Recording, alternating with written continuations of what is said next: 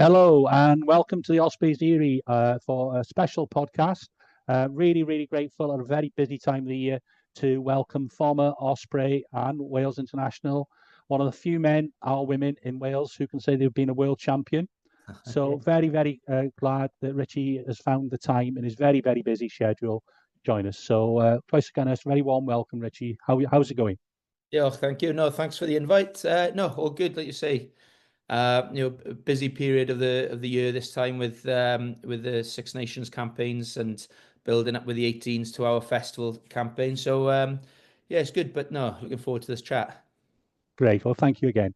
Swansea boy, former Bryn Mill Primary and Bishop Gore pupil. Can you tell us a little bit about your rugby journey from those days and how do you Yeah, reflect? yeah, very much like say Bryn Mill. I was fortunate to kind of grow up on the doorstep of St Helens, and our school team Bryn Mill. We'd probably we'd walk down to St Helens and train on the recreation ground next to St Helens every Wednesday, and I suppose from there my kind of hunger and love for the game grew. As every Saturday I'd be on the terraces behind the posts with my schoolboy pass at Swansea. And it did just grow my love for the game, and I was then fortunate to represent Swansea Schoolboys, which started at under 11s. Played for Swansea Uplands to start with, and then when I changed schools, played for Mumbles Rugby Club, which my kids are now playing at. So it's kind of gone full circle. But yeah, through that, then I eventually kind of evolved, but pushed through then into like the Swansea youth system. Didn't kind of get Welsh schools caps, but I had a school teacher in Bishop Gore, Mark Wagood, who was a Dunvant prop at the time. He really pushed me, and opportunities came with Wales Youth then, via again Swansea Youth. We had good coaches, Moriarty, Colclough, Clements. They were all kind of stepping down and playing for us, but yeah, and the kind of journey went from there. But again, come back to the Swansea. I always remember being on the terraces for that Swansea Australia game in '92, and Scott Gibbs scoring that try, and then fast forwards, I think it was a couple of years, and he's my kind of first team captain then with Swansea when I first got my opportunity with them. So yeah, it's quite a bit of a journey there. And then obviously then around 2003, 2004, they started regional rugby. Was that sort of fairly straightforward to transfer then to the Ospreys? Yeah, it was a strange time, I suppose, from a Swansea point of view. I remember there was a couple of us in the Wales under 20s at the 21s at the time. Myself, John Thomas, Hugh Bennett. We were kind of getting our first dip into Swansea Rugby Club then in 2002, 2003, and then the whole kind of rumors came that the landscape was changing and a new team was forming. We were forming with Neath, and the club went into administration, business decisions, obviously above my understanding at the time, but it created opportunity for us youngsters to play for Swansea. And then I remember then towards the end of the season, got a phone call from Lynn Jones, who just I was still on very much an apprenticeship contract style then through while being at Swansea University.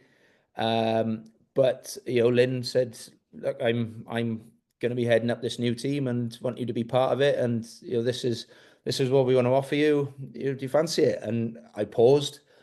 I was a bit of a shock, but I always remember him saying, "What, you want more money? Do you?" Like he kind of, I said, "No, I'm good to go." This. So yeah, it was a strange old time. But as a youngster, you just kind of jumped at those opportunities, and when the Ospreys formed up then in 2003, and in amongst some of those stars around you, it's yeah, it was start something special. And very successful, weren't they, those first few years? I think it was we won the Celtic League and the Magnus League in your first few years. Yeah, no, I remember that. It's it was a tough first year as we were coming together, but I think it was that second season in then where I remember down the Knoll, we beat who was our final? I remember the first game at the Knoll was Ulster. That was a special game, but winning 2 years later at the Knoll, and then another 2 years later up in the Borders. It was their last game, but that second win was very different because I don't think it was quite on the cards until probably a month and a half, where we had to play about 5 games in 3 weeks, and it was a real, you didn't realize until 2-3 games at the end that results falling our way, and we had the opportunity to win the league. So that there were special times, special players within that group, but yeah, they have fond memories winning that Celtic League in those, twice in that first 3 years, I guess. And then I hope I got this right. A move to Exeter. Yeah, so I guess the opportunities changed then. Yeah, brought in New Zealand open side Marty Holler, It was quite good. who was pretty good, and I was still young at the time. I was still, even though I'd had the opportunity and I played for Wales by that point, but myself and Steve Tandy were always fighting it out for that 7 jersey. And then I remember Lynn sat us down and he said, "Look, we're bringing in Marty Holler." And I guess the opportunities then didn't come my way, which I get, you have to fight for, but to move to a different club to get some rugby was probably what I thought was best at the time, and Exeter Chiefs was presented that opportunity. I had a great year down there. And tell us about your cap for Wales. That's a major achievement. Yeah, no, it's because it did only happen the once. It does feel kind of a strange experience in that, and one obviously I cherish. But as a youngster, probably as a 21-year-old coming out of the 20s, which I captained, had the opportunity to go on 2 summer tours, which it was. So I went to Argentina and South Africa, but didn't play there. But a great 3 weeks experience in that.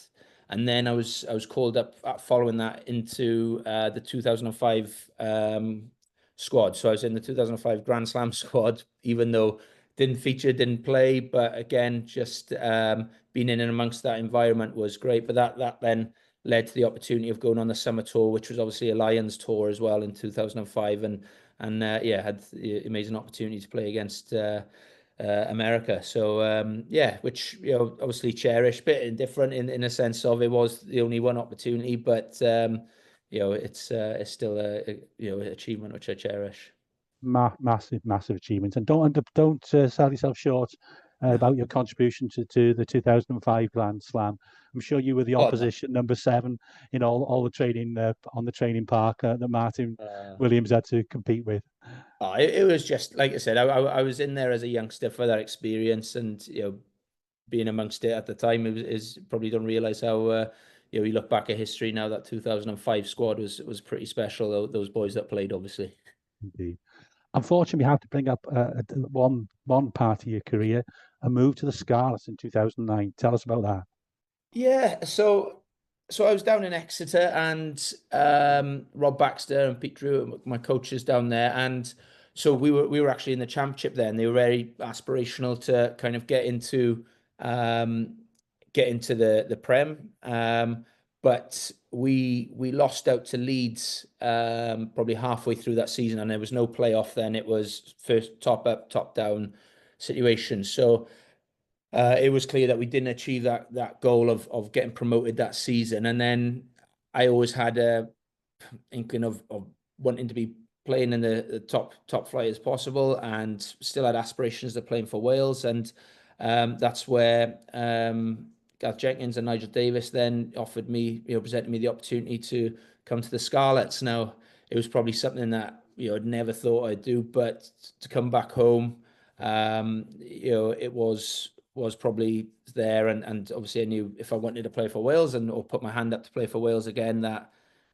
this was probably an avenue to do it. But so ended up playing 4 seasons at the Scarlets. So I was 5 at the Ospreys, 1 at Exeter, and then another 4 at the Scarlets. And good experience again, playing with amazing players that have gone on and have been huge for Wales and Welsh rugby, and loved that experience. And and that's probably again also in and around that time, still scattered with sevens opportunities, but also my coaching probably journey began as well. All right, okay. Talking about influences, you mentioned one of the teachers you had at Bishop Gore. Who do you who sort of influenced you on that journey, and particularly with your move into coaching? Yeah, good. So, there's been great people that I've worked underneath, as who've coached me, and I talk about all my age grade coaches, my parents, my dad and my stepdad. They've supported me fully a lot along the way. Um, I try to look back at, you learn something from all those different people. Even Lynn, as mad as he was, in terms of how he thought about the game, was something different, and he really understood and how to be different and came up with ideas. He'd always be indifferent in terms of his man management and how he did things there. That's probably something you learn for different reasons, but he was his character, and that's what makes him so special. Um, being surrounded by players like Philo Tia, who, I was still a youngster at the Ospreys. He came in as an older statesman, I guess, but always spent time with me going through the games or sitting down for a chat, and kind of a real father figure for me and someone in that space. And to see him now back in Wales and doing what he's doing with the Dragons is great for Welsh rugby. So there's been lots of those little influences that have been important, but then going into from a Sevens point of view, who created those Sevens opportunity, Gareth Williams and Paul John, they presented those opportunities as a player, but I suppose a hard conversation is, look, we're not picking you anymore as a player, but we have got an opportunity in coaching for you, which you might want to take up. So that's probably how that journey kind of started, really, and that's more Seven specific. Okay, remember, if you're enjoying the podcast, please subscribe and like, and you'll find us on any social platform of your choice. I'd like to just home in on your sevens, if that's okay, Richie. Yeah. So I think you obviously, as I alluded to before, we did win a world champions. You were world champions in 2009, and also you represented Wales in the Commonwealth Games. That's it. Yeah. Well, that's how it started, really, because I never thought that, right, okay, I'm going to go and make a big stamp on the Sevens front. It was Wales were entered into the 2006 Commonwealth Games in Melbourne, and they had to get a team together. So at the time, I was playing with the Ospreys, but I remember Robin Sowden-Taylor, Rhys Williams, Rhys Oakley, like a lot of players. James Hook. We were put forward to form a team to go to Melbourne and perform, and performed quite well. But what it did do is start kind of the Sevens program again within Wales, and I'm hugely grateful for that opportunity, because one, the experience it gave me as a player, traveling to different places, different cultures, different rugby cultures, but it's just such a good environment for youngsters and developing players. And yeah, it was a huge opportunity, and especially when I maybe wasn't in favour at the Ospreys or further on, that it did give me an outlet to go and play some world-class rugby. Talking about obviously world-class players, well, you've played against both in your position and across across the 15. Who are some of the best players you look back on now and thinking, they were great players, and why? Yeah, they've been fortunate to play with and against, but I think there's two fixtures which kind of stand out to me, where it was probably more the teams that we played against and how loaded they were. So I remember with the Ospreys in 2004, Europe, we went over to Toulouse to play, and to say we didn't win, but it was one of our first dips into Europe with the Ospreys, and they were just loaded. Entomac, Poitrenaud, Heymans, Josion, Michalak, Elisald, all legendary French players, so to play them. Then they had the Macca brothers then in the back row, and Christophe Leby. And so, it was an amazing experience as a youngster to go out to Toulouse. I remember there was probably an inch of water across the pitch, and it was amazing game experience. And we give them a good bump. I think we lost 29 6 or 12. It wasn't a complete write-off, but I just remember just looking up at that team, and that team was stacked with just superstars at the time. And like I say, defending Maka at 8 was he was 140 kilo man running down your channel from the scrum was pretty decent. And then so it was further on. Then again, another Europe experience where I was with the Scarlets, and we dropped into the Challenge Cup, and we faced an up and coming Toulon team then. So this was 2010. But then you looked at the players within their team then: Van Niekerk, Johnny Wilkinson, Sonny Bill Williams, Toto Kefu. You're just reeling off these names, and again like that we didn't get close to them that night. And I just remember conceding a try under the post probably about 50 minutes into the game, and you're turning around the crowd waving papers in the air, and you just don't know what's going on here. But that's something, a ritual they do in Toulon, that once the game's won, they're just throwing paper in the air, so they're like half hour to go and they've already won the game and celebrating. So it was to play in those matches against such big players were a huge risk. And we had good teams then, both the Ospreys and Scarlets at that time. But there was really something else when you're looking up. And Sonny Bill Williams then was pretty unknown, but he was a mountain of a man. His offloading skills, his ability, was phenomenal. Right. Thinking about players now, and obviously we're going to come and talk, if that's okay, talk about your current role with Wales. Looking back, were there any players who, for whatever reason, had all the ability but didn't quite make it? Whether it was, I guess, to do with injuries, play a big part, don't they, in rugby, when especially. But I have anybody think, oh, he had everything, but for whatever reasons, didn't quite reach the heights he might have done. Oh,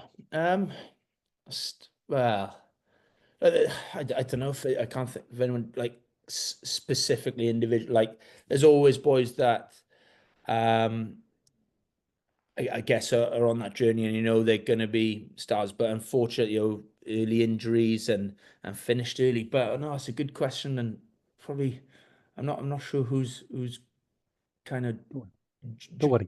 jumping out on me there. I'm not, but yeah, I don't know. Maybe come back to me on that one. I'll have No to. problem at all, right? I'll have to think about that one. No one's caught me that one, but yeah. So that's a good question. Going into then your current role, Yeah. can you tell us a little bit more? Because I think you're down as under 18, under 20 sort of pathways. Obviously, your lead coach, from my understanding of the under 18s, and we'll talk about where they are in their season and things that are coming up, which I think you've mentioned briefly as well. So, what does it actually involve? So as a pathway coach, work closely with Mark Breeze, Rich Whiff, and Andy Lloyd within the Welsh Rugby Union, and then our jobs then is again forming, working those relationships with the regional academy systems and the programs there. So often with the Ospreys, you got Paul James, Brad Davis, James Hook, Andrew Bishop, Tom Phillips at the Scarlets.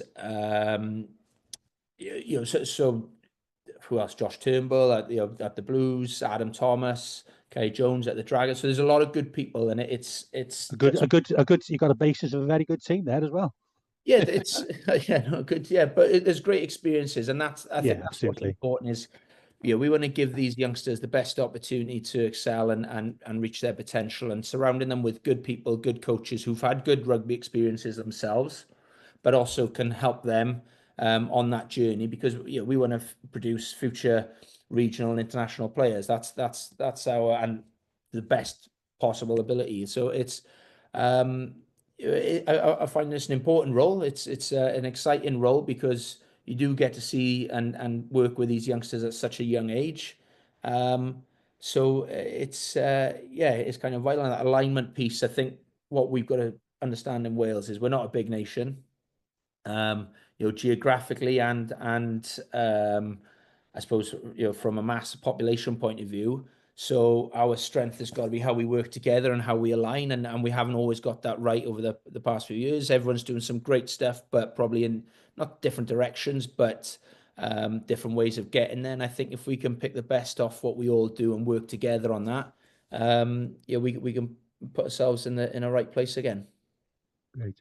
Under 20s have had a good start. Obviously, I felt the score against France sort of flattered France a little bit. We were in the game for 60 minutes, but we sort of lost away in the last. And Yeah. once a French team gets on stop, they're almost unstoppable, aren't they? But very good results away to Italy, and a very good win at which was at Rodney Parade. No, exactly that. And that's what the message was after that French game. Rich Whiffen, really pitched that well. His boys, yeah, we didn't deserve to win, but that score really didn't reflect how you performed and what you did in that game. And boys didn't kind of drop from that, and kind of really saw Italy then going away, from France, coming home, then straight out to Italy is not easy for the players, and they really coped with that challenge well. And even though we tried our best in the last 3 minutes to lose the game, but it was it was great for them to experience, and you could tell by the end that we 100% deserved to win that game. But it could so easily have gone another way, and it was good for the boys to experience that. And then the phenomenal performance then in Newport, and to well to do what they did defensively. And I know Scott Snedden's been really working so hard with these boys, but you don't go into a game wanting to make 230 plus tackles, but for the boys to do that, Harry Beddles, Harry Thomas's, Sam Scott's, I can name them all, that they just put in such a shift that night that Ireland, who are pretty much they're a juggernaut at the moment in terms of their pathway system and what they're developing at top. So that is a huge win. Now the challenge that comes with this now, and this is what the experience and you want to put these boys in, is, look, you've had 2 good wins. The pressure's back on you now. You're expected to win. Maybe that's what people there's an expectation about you now going to Scotland this week, and Scotland haven't had the results, but we know, because we've played them plenty of time, that they're a quality outfit. So but these are the experiences that we need these boys to have at this age, because that they'll experience this then in 3, 4, 5 years time, then in the full jersey, hopefully. So for them to have that belief that they can go and beat Ireland, that they can go away to Italy, they're important experiences for these lads. And it does start at a younger age, say with these 18s. But so the 20s are on a good run. If they can convert that on Friday night in Murrayfield, that would be pretty special. And then you're going into a big game at Cardiff next week against England, who will be gunning for the Grand Slam, and hopefully we're going for the Triple Crown. Would be fantastic. Yeah. And then following that, then end of June, I guess July, under 20 Rugby World Championship, which I'm hearing is in Italy. That's it. Yeah. So it's a bit closer to the home than Cape Town, which has been in the last 2 years. But again, these boys don't get opportunities to live away as a team for a month on time. And the only time they get to do that, or the next time they get to do that, is potentially a World Cup and a Senior World Cup. So that's why these experiences for these boys now is how they work, live, cope away from home. Welsh boys, they're not hugely travelled, and so it's they're all big parts, and it's not just us. Obviously, everyone's doing that as part of their journey to make the best of an international opportunity, really. Can I just pay a compliment to everybody who's been involved? One of the things I've, as a fan, has noticed is that we seem to have been more organised in our lead up to the competitions, and certainly from my perspective, I've seen not just in the play, but also the physicality we've been able to offer in games, whereas perhaps in the past we've struggled a little bit in that area. So I think there's been some good planning gone in place even before the start of the under-26 nations. Yeah, and I think that's a credit to the pathway staff we got, but the academy systems as well, and what they are doing there. And that's where I suppose not many people have been shouting out about how well those programs are doing and what they're producing. I think we're in that lull at the moment where we haven't got players coming through. We haven't, that's the kind of message that's going out there. So that was what was nice about these couple of games, is to show that there is talent there. The boys are being developed. Opportunities, will come for them. It's just, we won it now, and we we we are working hard to get these boys as right as possible, and there's no easy fix, there's no quick fix, but boys are determined, and we're trying to put the best support around them possible. That's great. Coming back to the other age group, obviously Ospreys won the under-18 competition. What happens next now with regards to representative rugby for some of those players who played in that competition? Yeah, so the kind of layout of the season is, in the summer there's touch points with Wales 18s ourselves, but they work with the regions. Then it's a schools and colleges program before Christmas. Then they have 2 months within the regions, and now it goes into like a 2 month under 18s block where we culminate in a Six Nations in Easter time. So, but throughout that, we've called in wider group squads for weekend camps, across the season to keep touch with these boys. But ultimately now we've come off the back of half term last week. We had 3 days together as a group. We play Scotland a week on Sunday in Newcastle, madly, but that's, they're hosting us up there. And then 2 weeks after that, we're in Italy, a place called L'Aquila, just on the outskirts of Rome, or an hour out from Rome. And then from that, we'll finalize a 26-man squad that then go out to Vichy in France for what is more of a Six Nations festival. So, I say Six Nations, there's now 8 nations because Georgia and Spain are joining us this year. But within that 10 days, then we all play 3 games against each other. So for our Wales 18s boys, we'll play Ireland, Georgia, and Italy again. So it's a big physical challenge coming up for the boys. But again, it's about giving them that experience, that exposure to the next level of rugby, to hopefully positively affect them to step up on their journey, really. Yeah, and I guess obviously you never go into game one not wanting to win, but there is a bigger picture to these games. It's about developing players and seeing who can cope with that sort of the demands of perhaps a higher standard. That's it. And I'm pitching these boys against the best of other nations, because they are playing each other quite regularly, schools and colleges and in their region. So the boys know each other well. They've probably done that for the last 7 or 8 years as you're going through the pathway and system. These players stand out, but they need to be challenged in different ways, and to get those experiences of, again, going away from home, going up against the best. So we played France, England last year. We came within a minute of beating England, and again, that experience, it was huge for them, and we came off the wrong end of the result in the end. But what they learned from that will hopefully hold them in good stead moving forward. And that's probably what we've got to do as a pathway, is keep putting these boys in, giving them that opportunity. A number of the youngsters for both age groups are currently on perhaps scholarships or at university or over the border in England. That must present a challenge. And how are we responding to that situation? Yeah, it is. It's a difficult one, because these schooling establishments and opportunities that are across the border, we haven't got many of them in Wales, and that's the way. And Welsh players are getting targeted at a younger age.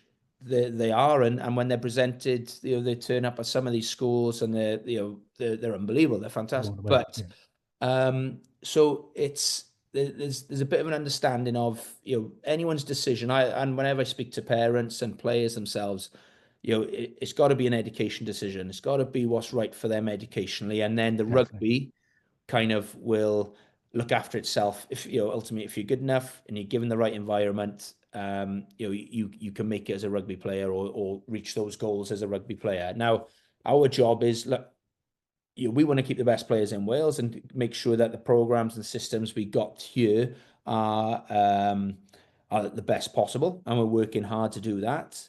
But also appreciate that there will be a trickle of players that will drop out to England and play in those systems, and we then have got to build those relationships to keep them Welsh and make sure they're Welsh. Now, what people don't know is English clubs are they have financial incentive to make players play in the English clubs English. So if they play for England 20s, they get financial incentives, which we can't provide that. And also there's quite a strict border between, say, Gloucester and Bristol, that you can't dip into another person's region, otherwise you have to pay a financial fine. But Right. what they have said is there is no financial fine for going across the border. You know, those regions border with Wales, unfortunately, and there's nothing stopping them going across the Severn Bridge and targeting Welsh boys. So, you know, that's also, you know, that is the challenge, but we can't afford to fight against it.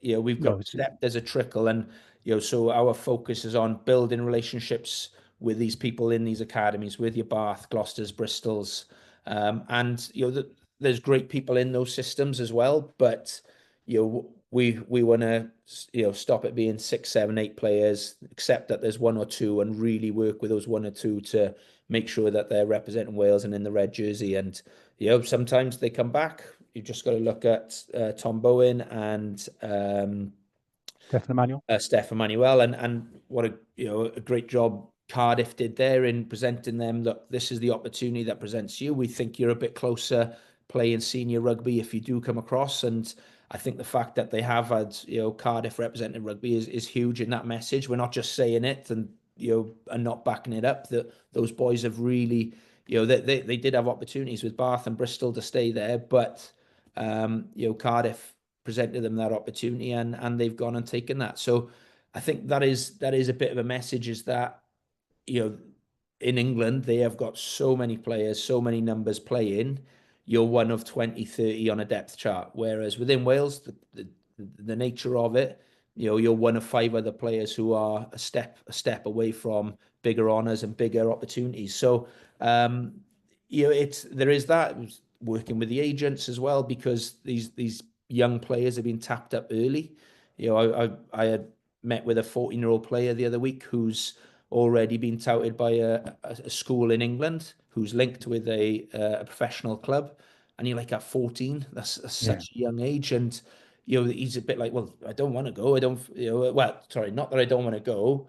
I don't know what to do, because you know, when that opportunity presents itself, it looks amazing, this opportunity. But does that mean I can't play for Wales? They're the questions these young players are asking. And of course, it's never a case of you can't play for Wales. But you know, when you're not in our eye line, or you're not in that shop window for longer, then you might slip through the cracks. And that's where we really got to make sure, accept that, you know, stop the drain of players into a trickle, I guess, is the saying, and then build relationships with those boys who are over there and understand that, right, you know, we got to understand who's Welsh, and you know, we keep them Welsh in that sense, because you know, there's boys playing in that England squad now, or England 20 squad, that we know are Welsh first, but you know, the opportunity just as you know, they've taken a different opportunity for now, and we've got to keep pushing to get these boys Welsh. And I think, again, as a fan, you know, I think the professional rugby agreement, PRA, is very close to final agreements. And if there is more funding, well, this is the hope for us, is that, okay, we might have a little bit of starters sprinkled into a couple of squads as well. But I'm thinking of someone like Ian Davis, who played for us at scrum half last year. Yeah, He's probably about 4th or 5th choice. I think he's at uni in Bath as well, which I fully understand. He had to put his education first.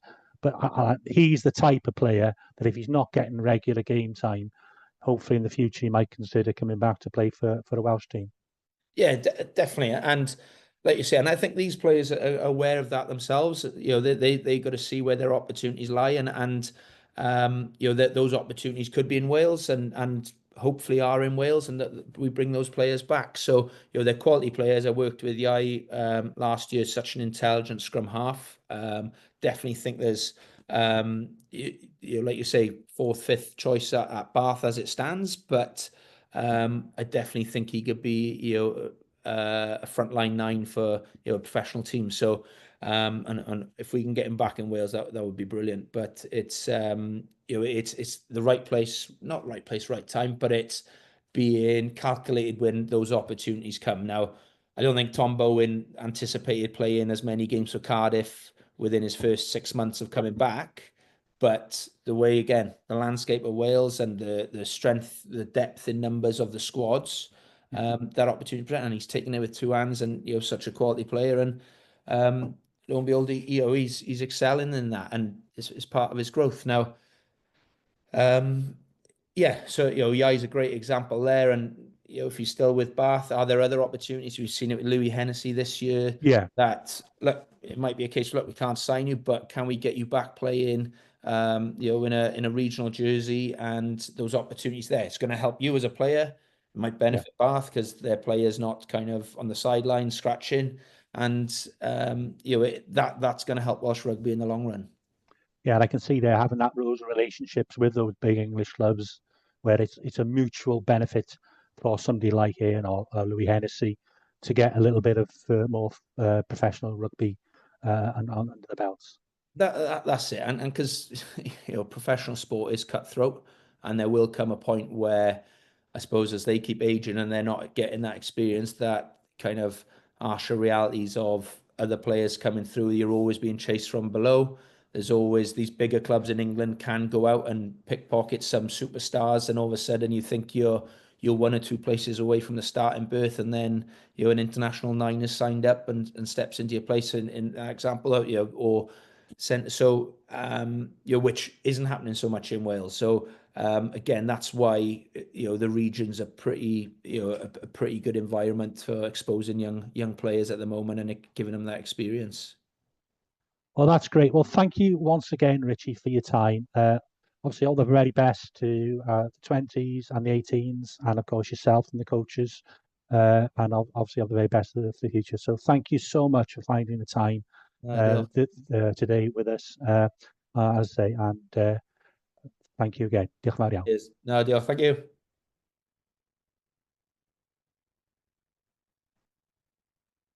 Sorry.